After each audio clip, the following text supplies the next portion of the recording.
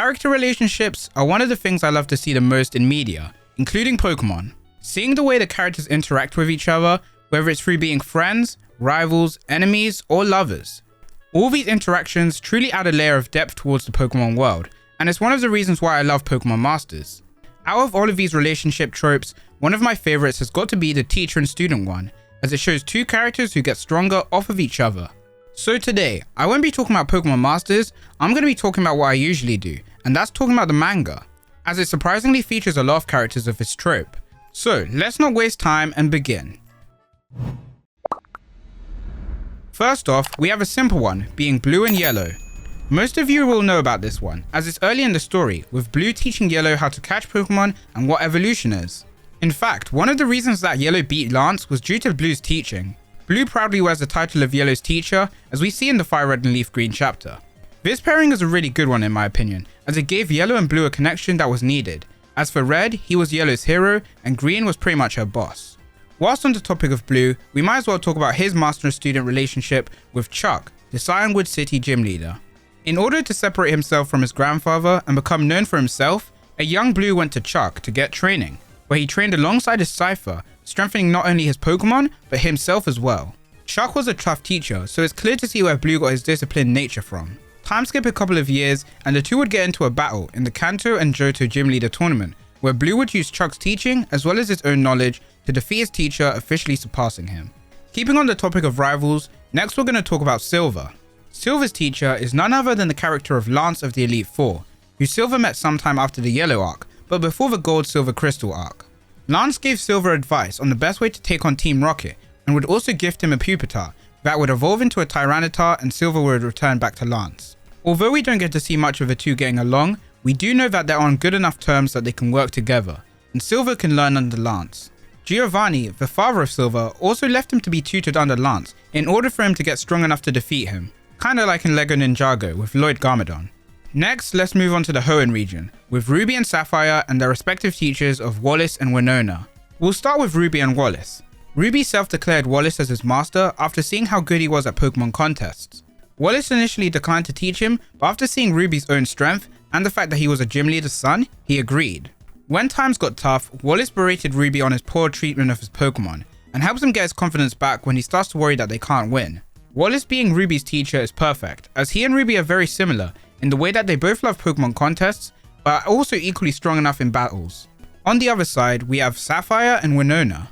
In a similar fashion to the other two, Sapphire challenges Winona to a battle in order to win her gym badge, but even with her Pokemon newly evolving, she still loses the battle. Winona would then offer to train Sapphire, as she and Flannery wanted her help on taking out the legendary Pokemon that was soon to awaken. Sapphire accepts and the two train, and after a rage boost from being angry at Ruby, she manages to defeat her teacher.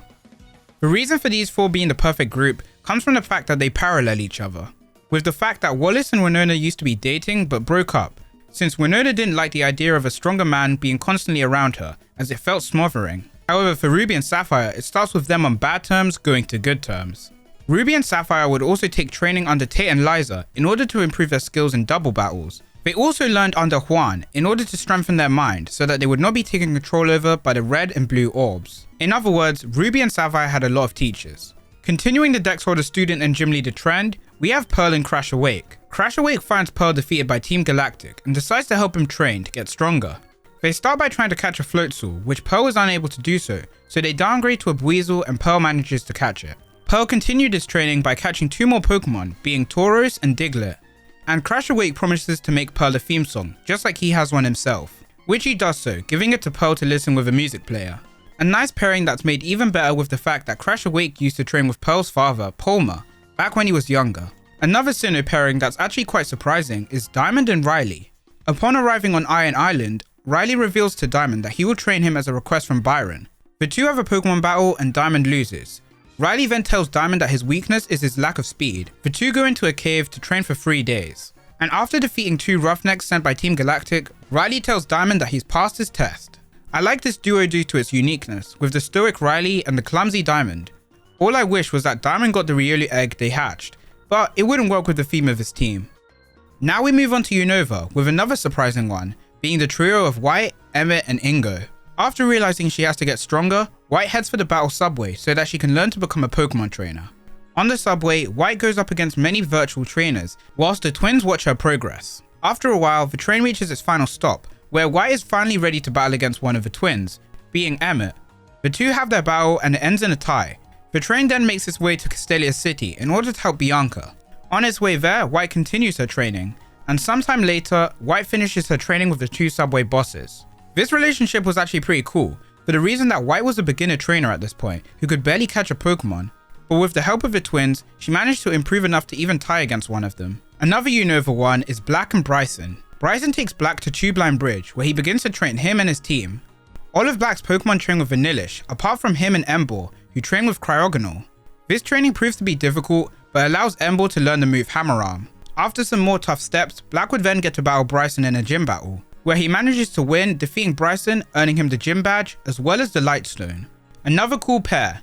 Now we make our way back to Kanto, with Red and Blue being taught by Ultima.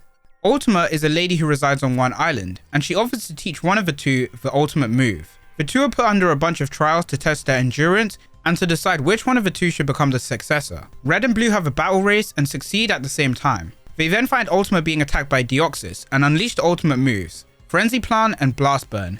The two moves missed due to their tiredness, but luckily the attack was just a prank. As the two finished at the same time, they both become the successors, and she sends them on their way. In addition to Red and Blue, Ultima also teaches Gold, Silver, and Crystal the ultimate moves as well.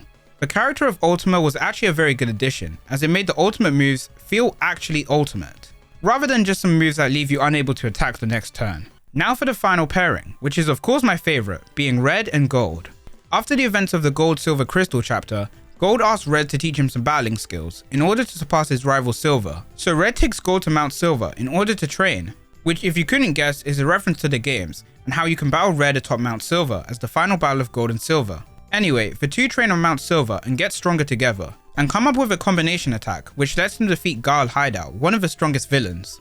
The two also got a 2-chapter mini arc dedicated to their time spent on the mountain, and at the end of it, Red gives Gold a pair of his special gloves that don't conduct electricity, allowing Gold to practice his Volt Tackle attack with Pichu. These two really make the perfect pair, as Gold looks up to Red and wants to be able to defeat him when he's going all out. Truly a golden duo that I wish we got to see more in the manga. And that's all of them.